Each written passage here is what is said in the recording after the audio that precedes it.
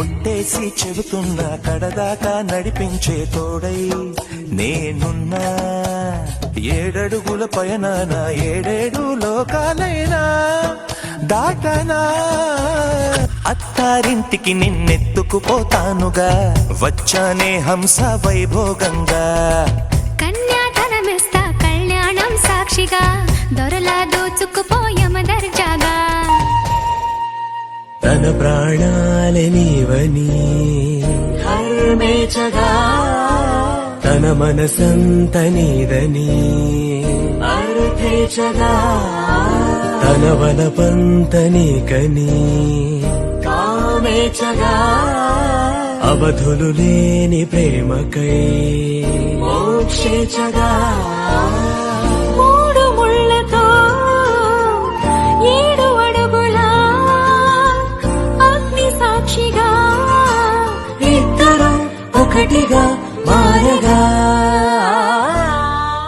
నిన్ను మించు పతి ఎవ్వరు లేరను మాట, చాటి కొంత నీ రుణముని తీర్చుకొనుంటా. చలిలోని భగవంతుడు మనిషికి ఇచ్చిన స్నేహితుడు ఎవరంటే భార్యంగి.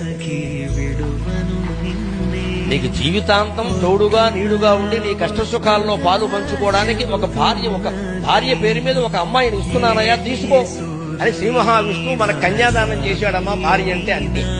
రాముడి కథ మనకి ఏం చెప్తుందంటే, కష్టాలు రాకూడదు, అన్ని సుఖాలే ఉండాలి అని కాదు. ఎన్ని కష్టాలు వచ్చినా మనకు ఒక తోడు ఉండాలి. రాముడికి సీతలా, సీతకి రాముడు. ఆ కష్టాలను ఆనందంగా ఎదుర్కొని ఆదర్శవంతమైన జీవితం గడపాలని.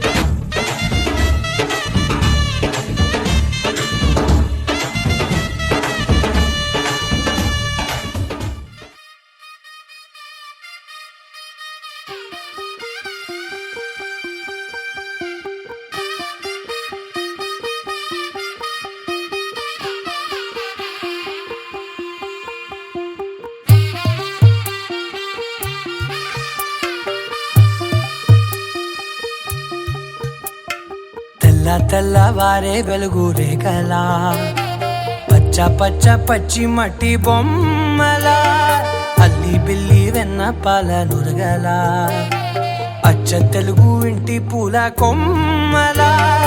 దేవదేవుడే పంపగా ఇలా దేవతే మా ఇంట అడుగే పెట్టెనంట. బ్రహ్మ కళ్ళలో కాంతులే మా అమ్మలా, మా కోసం మళ్ళీ లాలి పాడేనంట.